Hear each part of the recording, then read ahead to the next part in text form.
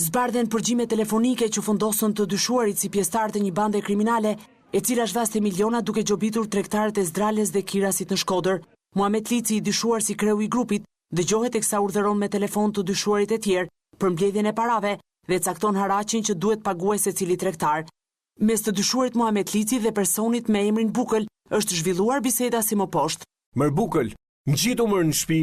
A i kime marrim lekët atje? Po shko ti mër burr, pse nuk shkon ti tani? Kujt kena me i marr lekët? Të tanve mër burr.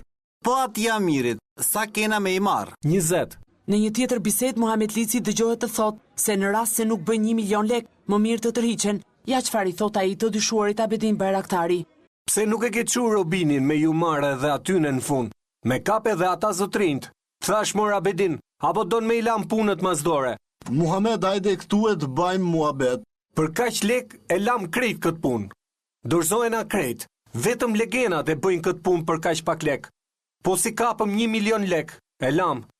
Muhamet Lici është përgjuar edhe duke biseduar me një tregtare, të cilës i thotë se do t'i dërgojë një shokun e tij për t'i marrë parat. Hë zoje, tani sa i shok zoje. Abedin Bayraktari e ka emrin. E nisa tani po vjen aty. Jepja lekët këtij djalit. Ashtë me i makinë temen, me i makinë zez. Përgjimet ishin prova kryesore që prokuroria përdori si argument gjatë seancës në gjykatën për krimet e rënda, të cilës i kërkoi masën e arrestit me burg për 8 të dyshuarit. Gjykatësi Luan Hazneziri vendosi të lërë në burg atë që konsiderohet si truri i bandës, Muhamet Lici. Po ja çfarë tha avokati i tij jashtë dyerve të gjykatës. Nuk mund të quhen krerët e grupit derisa jemi në fazat e para të hetimit. Jemi në kushtet e tejkalimit të kompetencave të organit akuzës. Masa e arrestit me burg u caktua edhe ndaj të dyshuarve Ibrahim Lici, Denis Skutina, Abedin Bayraktari, Besnik Domnori, Gëzim Vajushi e Fatmir Dibra. Ndërsa i dyshuari me inicialet GS u dërguar në masën e arrestit shtëpiak për shkak të moshës së mitur.